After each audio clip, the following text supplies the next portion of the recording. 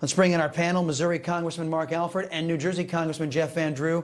As we stated off the top, folks, we invited elected Democrats to have a conversation about the historic overspending forced onto this nation by both parties, but only 3 Democrats responded and they couldn't make it.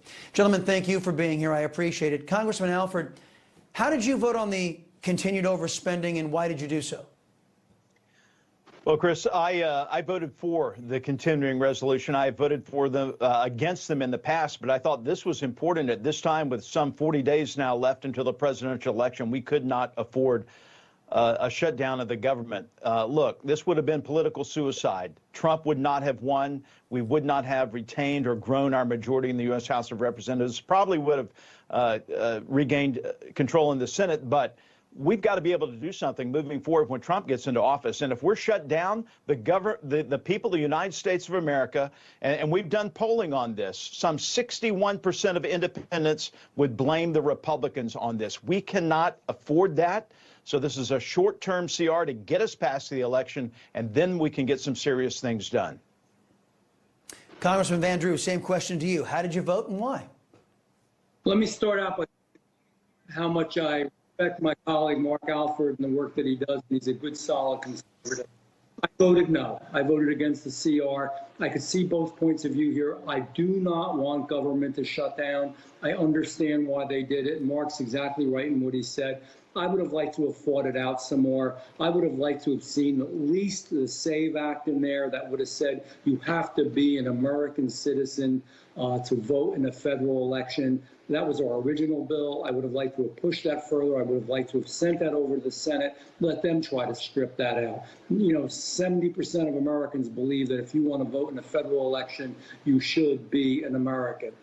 Even if we had something about the borders in there, we spoke about that with the last CR, put something about if we're going to worry about borders, let's really do something about it. And if they want the CR that much, let's button up the borders and mandate it. So I can understand both points of view, good people on both sides, but nevertheless, I just couldn't get myself to vote for it. I don't want government to shut down. I would have liked to stay a few more days and fight it out. Gentlemen, as you know, it's been 27 years since the House and the Senate actually did work on a real budget, and now we sit at $35 trillion in debt because of that. The debt prevents the United States of America from reaching our full economic productivity. We now spend more on interest on that debt than we do on our own nation's defense.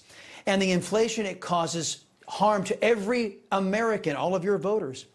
How can our people make you folks in Congress stop overspending? Congressman Alford, you first. I think we need to work more, work smarter, and I agree with my friend Jeff Van Drew that we are in this is an existential crisis. Our national debt, I think, is the number one thing we need to be concentrating on.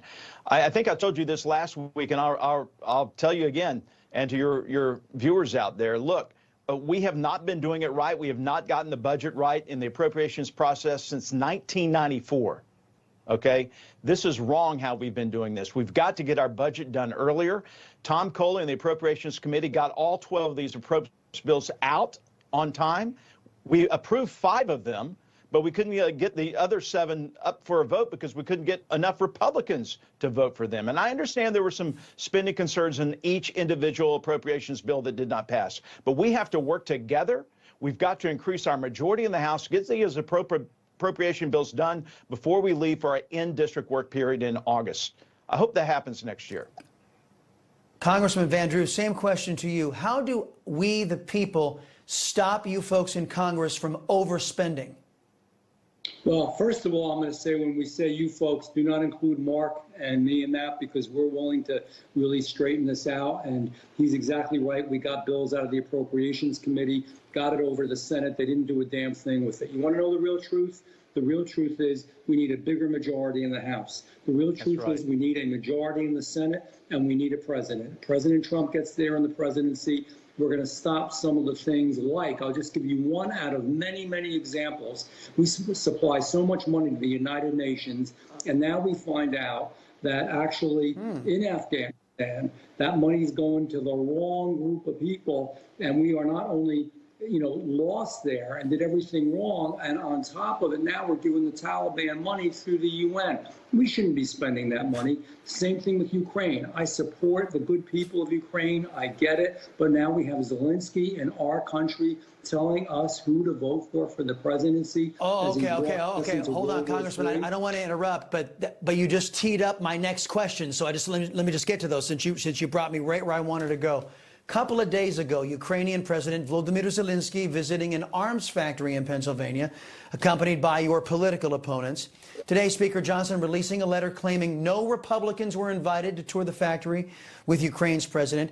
Congressman Alford, what do you make of this? I don't like it. It smells like a rat. I talked with someone inside the DOD about this personally.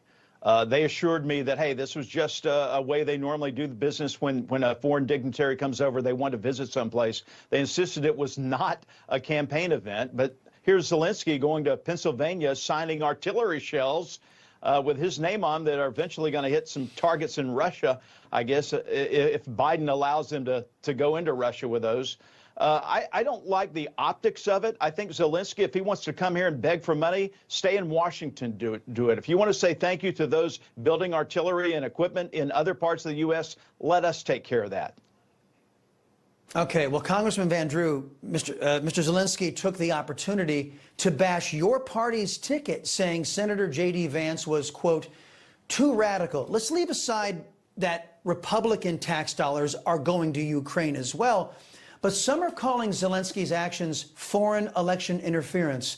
Congressman Van Drew, what do you call it? It is interference. You know what I call it, though?